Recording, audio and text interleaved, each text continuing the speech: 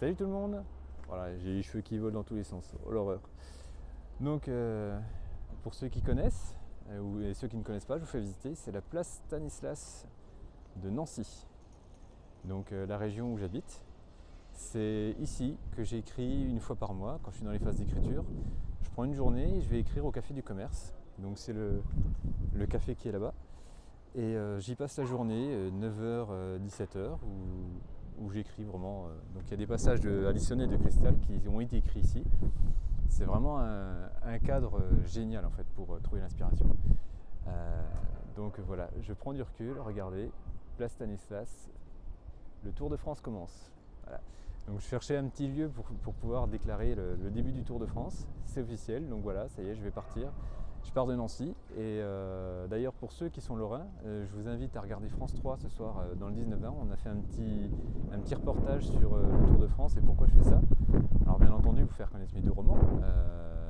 Il est question ici de Alison et de Cristal, tome 1, L'effet miroir. Les deux livres, donc, si vous les connaissez, je vous apprends rien. Pour ceux qui ne connaissent pas, les deux livres ont vraiment d'excellents retours. Et Cristal, aujourd'hui, sur les chroniques littéraires, c'est un coup de cœur sur deux. Voilà, donc je pars de Nancy, il est à peu près 11h, direction Vitry-sur-Seine. Donc je ferai un petit arrêt d'ailleurs avant d'arriver à Vitry, un petit arrêt pour un petit clin d'œil sur Cristal. Là donc je vais partir. L'objectif de ce Tour de France, au-delà de faire connaître mes deux romans, c'est de défendre aussi la cause des auteurs indépendants. Voilà, les cheveux qui volent, c'est une horreur. Et comme vous le savez, quand on est auteur indépendant, c'est pas toujours simple de faire savoir que nos livres existent et il y a beaucoup de portes qui nous sont fermées. Et le système est fait comme ça aujourd'hui, c'est pas inchangeable. Et pour tout ce qui est là où on pourrait trouver nos livres, on s'attendrait à pouvoir les trouver en librairie. Aujourd'hui, c'est très rarement le cas. Les libraires sont assez souvent réticents à mettre nos livres en rayon. Et c'est pas des méchantes personnes, hein, c'est juste que le système est facilité pour tout ce qui est édité avec les réseaux de distribution et tout ça.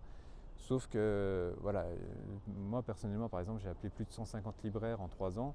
Je dirais qu'environ 10 à 15% ont accepté de mettre mes livres en rayon, de me donner une chance. Et je pense que ça, il y a moyen de... Enfin, je pars du principe quand même que si un livre est bon, qu'il soit auto-édité, édité à compte d'auteur, à compte d'éditeur, peu importe, chez un grand éditeur, un petit éditeur, peu importe. S'il est bon, je pense qu'il mérite quand même sa place en librairie, ça c'est le principe de base. Et donc voilà, c'est ça que je veux faire entendre parce que les libraires ont des contraintes économiques, il y a aussi beaucoup de clichés qui existent sur l'auto-édition, comme quoi ça tue les librairies, comme quoi c'est de la médiocrité, mais tout ça c'est que des clichés. Parce qu'il y a j'ai lu des auteurs indépendants qui sont extrêmement bons et qui pourtant ne trouvent pas leurs livres en rayon. C'est compliqué. On n'entend pas parler de ces livres-là et c'est ça que j'aimerais faire entendre, c'est que j'aimerais proposer une solution. La solution est toute simple. Enfin, ça ne révolutionnera pas tout, mais c'est là où il y a quelque chose à faire entendre quand même. Ce que je propose, c'est de créer un rayon pour les auteurs indépendants dans les librairies. Donc c'est une idée que je voudrais proposer, faire entendre. Je profite de ce Tour de France justement pour faire entendre ce message et en parler dans les médias qui vont accepter de me recevoir. Donc là, il y a déjà eu France Bleu il y a 2 jours, France 3 aujourd'hui. Il y aura France Bleu et France 3 à nouveau la semaine prochaine, quelques journaux aussi. Proposer l'idée aux libraires de France de créer un rayon dédié aux auteurs indépendants. Un rayon, même encore qu'il n'y ait que 10 livres dedans, ça ne fera pas couler la librairie. Ça limitera aussi les complications parce que gérer un auteur indépendant, ça peut, c'est pas toujours le cas, mais ça peut être un peu plus compliqué que de prendre un auteur édité directement sur Divicom, sur les réseaux de distribution des libraires. Donc gérer juste un rayon, après libre aux libraires de le gérer comme ils veulent. Bon, moi j'ai des suggestions, mais c'est des suggestions vues par un auteur. Les libraires ont leurs contraintes, il faut les accepter aussi. Juste un rayon, en fait, ça ne coulera pas les librairies. Ce ne sera pas une grande difficulté non plus pour les librairies, mais ça permettrait, un rayon dans toutes les librairies de France, ça permettrait aux auteurs indépendants de pouvoir faire connaître un peu leur travail.